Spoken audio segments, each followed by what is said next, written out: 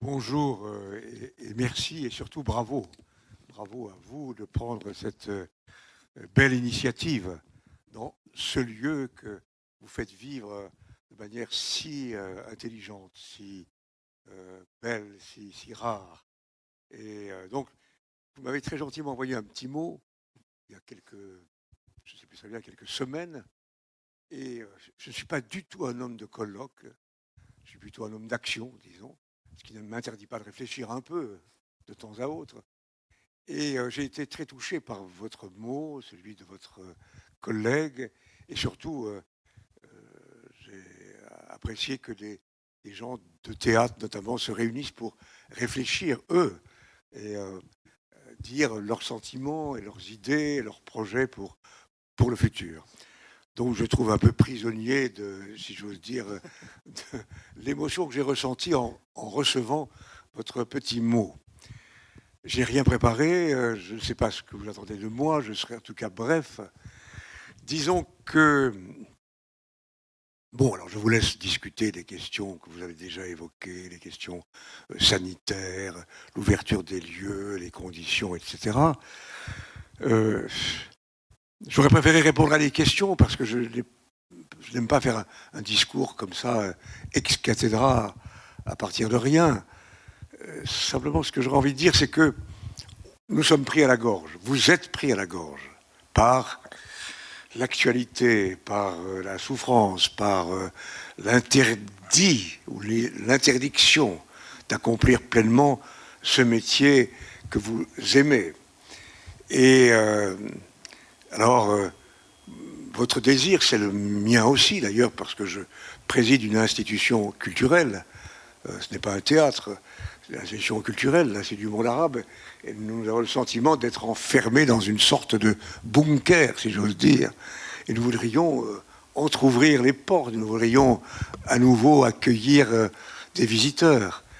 Euh, et j'espère que les mesures dont on nous parle maintenant ne vont pas davantage nous claquemurer, si j'ose dire.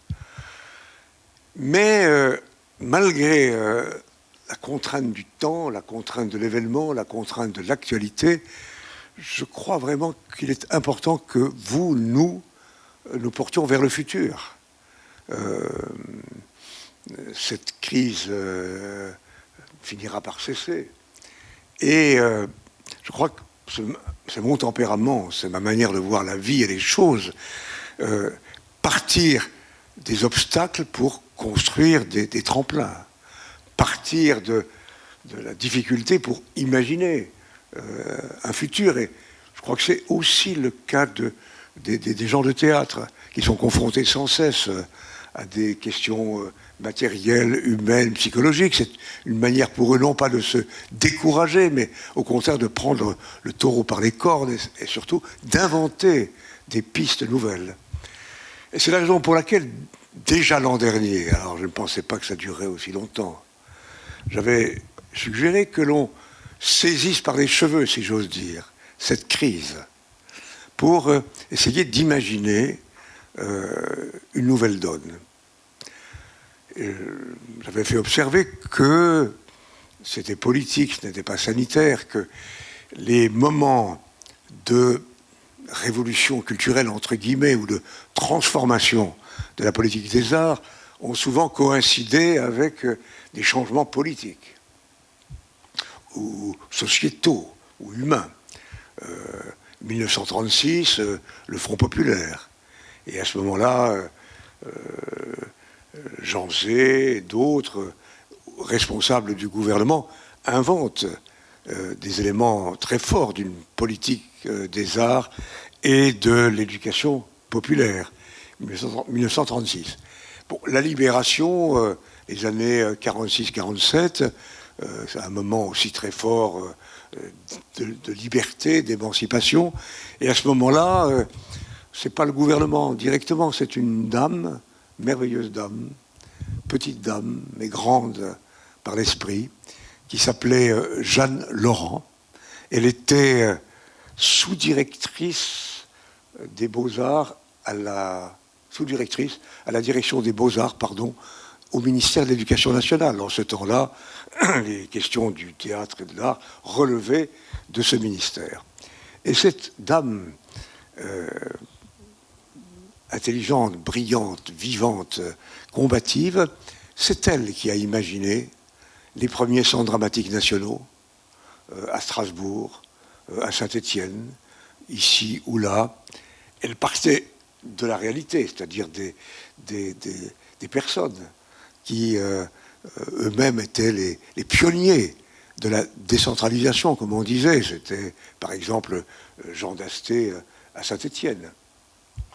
Et elle a créé ces centres dramatiques nationaux avec l'idée qu'on a parfois oubliée, qu'elle voulait que ce soit des endroits très vivants, dirigés par un chef de troupe, pour parler son langage, le langage de l'époque, la présence de comédiens sur place.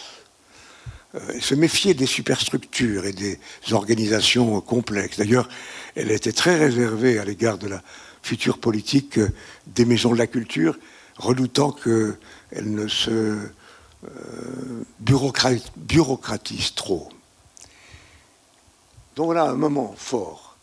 Et c'est elle qui a nommé Jean Vilar à la tête du TNP, qui au fond a créé le TNP, même si il existait depuis l'avant-guerre avec Firmin Gimier. C'est elle qui a nommé le même Jean Vilar, confirmé sa nomination à la tête du Festival d'Avignon. Bref, il y a eu une coïncidence à ce moment-là entre un changement politique profond et la naissance d'une politique des arts. 1958, c'est une crise de régime. C'est un changement profond, la guerre d'Algérie, De Gaulle, personnage historique, accède à la tête de l'État, il choisit André Malraux comme ministre de la Culture, et là encore, alors on aime ou on n'aime pas, mais c'est un fait objectif que cette période a coïncidé avec un changement culturel profond. D'abord la naissance d'un ministère de la Culture, d'un vrai ministère de la Culture, c'est-à-dire qu'on a rattaché ce qui relevait de l'éducation nationale à cette direction des beaux-arts pour en faire un ministère. Il y a eu dans le passé des exemples. Par exemple, un célèbre ministère des Arts à l'époque du non moins célèbre gouvernement éphémère de Gambetta, à la fin du XIXe siècle. Et quelques autres exemples, aussi Pierre Bourdan, en 1948 ou 49, pendant quelques mois. Mais là, ce que décident De Gaulle et Malraux est solide, sérieux, profond, et à partir de là, c'est construite une politique de la culture et des arts avec d'heureuses décisions, de moins heureuses décisions, c'est un autre sujet. Et puis disons-le, mais j'ose à peine en parler parce que je suis un peu impliqué, c'est le changement politique qui n'était pas mince de 1981.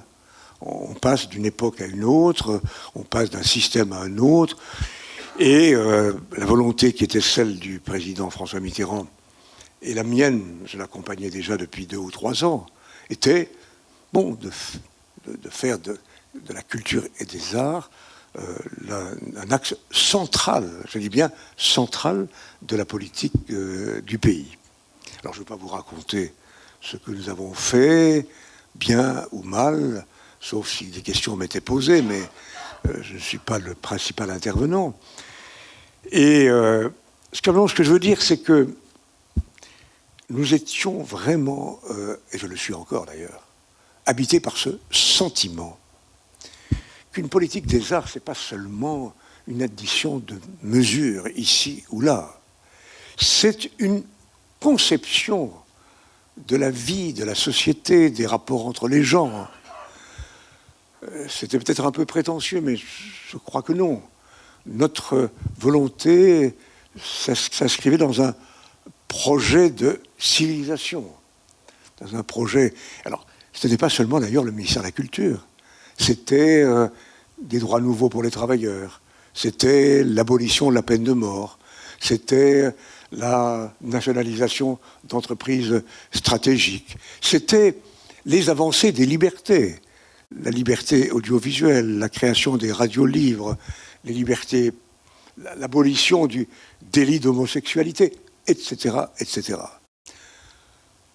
Voilà, et donc l'idée de la culture, c'était pas seulement les arts, c'était bien sûr les arts, sous toutes ses formes, la culture partout, la culture dans les villages, dans les villes, un peu partout à travers le pays, un soutien important aux créateurs sans lesquels rien n'existe. Et tout part d'eux, tout part de leurs idées, de leur talent, de leur génie et de la capacité à inventer, et à créer et à transformer. Et voilà. Et un des signes, si vous voulez, de cette détermination absolue, radicale, totale, ce n'est pas une vague déclaration électorale. C'est par exemple, mais ce n'est qu'un symbole. 1983, pour le pays se trouve dans une grande difficulté financière et économique, une inflation à 12%, un commerce extérieur qui s'écroule, enfin, etc., etc. Et le gouvernement, alors certains le contestent, mais le gouvernement prend la décision d'adopter un plan de rigueur budgétaire.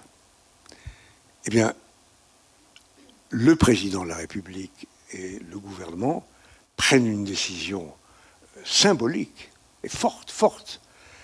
2 ministères échappent à cette rigueur budgétaire, le ministère de la Culture, le ministère de la Recherche, c'est-à-dire l'avenir, la jeunesse et l'espérance aussi, qu'après cette crise difficile, on pourra repartir de l'avant. Et d'ailleurs, quand je dis échappe, non seulement ces 2 ministères ne sont pas décapités, enfin, ne perdent pas des crédits, mais augmentent.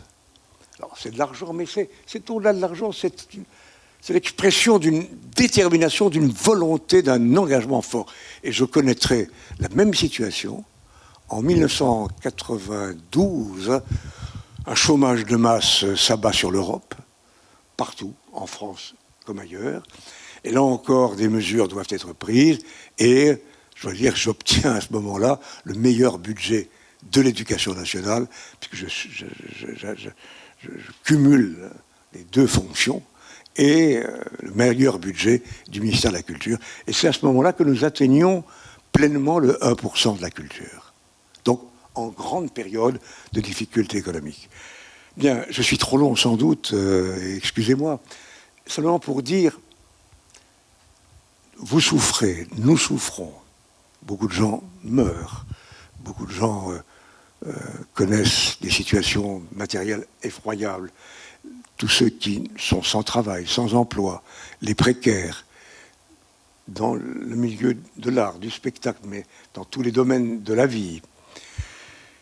Alors on dira, c'est un luxe de se réunir comme ça et de discuter. Non, c'est une nécessité. Si l'on veut laisser allumer l'avenir.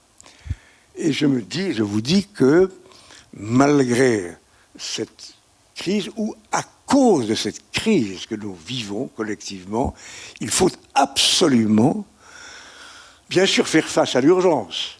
Bien sûr, vous l'avez évoqué, vous allez en parler, je crois, au Théâtre du Rond-Point, proposer des solutions de réouverture des théâtres, des cinémas, des lieux d'art et de culture. Mais en même temps, il faut tenter, ce n'est pas facile, d'enjamber cette crise et se dire qu'il faut rebattre les cartes. Y compris, je dirais, celles que j'avais moi-même avec toutes les équipes du gouvernement et avec les artistes et les créateurs décidées. Il y a certainement des choses à réexaminer, à refonder. Et il ne faut pas craindre, je dirais, de renverser la table, de franchir les frontières. C'est ce qu'on attend aussi de vous et de nous. d'être à la mesure d'un temps un peu particulier. Et il faut vraiment saisir l'occasion. Non pas seulement, bien sûr, d'abord, immédiatement, trouver des solutions concrètes pour que les artistes, les créateurs de toutes sortes, et on le sait, vous en parlerez beaucoup mieux que moi, c'est autour des artistes et des créateurs, des artisans, des techniciens, des précaires de toutes sortes, des gens qui font un boulot irremplaçable dans tous les domaines de l'art et de la vie. Mais essayons, je ne sais pas si c'est l'objet de votre réunion, mais n'oubliez pas le futur. Alors le futur est dessiné par la capacité que nous avons à régler le présent. Mais je rêverais que la période qui s'ouvrira après soit une période d'une sorte de révolution culturelle. Voilà. Qu'est-ce que je peux dire de plus sans abuser de votre temps? Moi, je peux vous remercier. Un grand merci pour cette remise en perspective. Et effectivement, enjamber la crise et penser le futur, c'est tout à fait l'objet de ces 2 journées de colloque qu'on va pouvoir également continuer à introduire avec Olivier Pourriol, qui est philosophe et qui va lui... Pour ne pas paraître abstrait, j'ai 2-3 petites idées dans la tête sur ce qu'on devrait faire. Mais je ne sais pas, c'est pas le moment. Invitez-moi peut-être demain, je n'en sais rien, si j'ai le temps, et vous aussi. Mais je pense sincèrement que dans beaucoup de domaines, l'État doit redevenir l'État. C'est-à-dire donner une impulsion, donner l'élan, donner la force. Trop de choses vont à volo aujourd'hui, dans des domaines qui ne sont pas nécessairement le théâtre, mais aussi le théâtre. Je vois que on accepte pour les industries de l'audiovisuel une domination croissante de monopoles et des industries nord-américaines. Et car la question se pose aussi pour le cinéma, je ne sais pas si vous en parlerez, comment sauver le cinéma en salle, qui est l'un des aspects fondamentaux de notre culture nationale. Et je trouve que depuis des années, pas seulement en ce moment, le ministère de la Culture, pardon de le dire, tant pis je le dis, et ce n'est pas seulement ce gouvernement, si, ça remonte à loin. Ce ministère s'est effiloché. Ce ministère s'est progressivement, effiloché. Et d'ailleurs, beaucoup de fonctionnaires sont partis. Et il faut lui redonner une âme, il faut lui redonner une énergie, il faut lui redonner une puissance d'action. Et il y a beaucoup de domaines dans lesquels on doit réexaminer, réétudier les choses, et surtout ne pas laisser la culture entre les mains des marchands, des médias dirigés par des groupes de presse de plus en plus puissants. Et par exemple, il est incroyable qu'on reste à ce point passif devant les phénomènes de concentration, y compris d'ailleurs dans le théâtre. Concentration de salles, concentration de circuits, concentration de groupes de presse, concentration de télévision. Là aussi, il y a la liberté. Il faut que vous puissiez, que les artistes, les créateurs, les inventeurs puissent retrouver une certaine forme de liberté, indépendamment du soutien que la puissance publique doit leur accorder. Donc, réfléchissons, inventons et, j'allais dire, battons-nous. Merci, Monsieur le Ministre.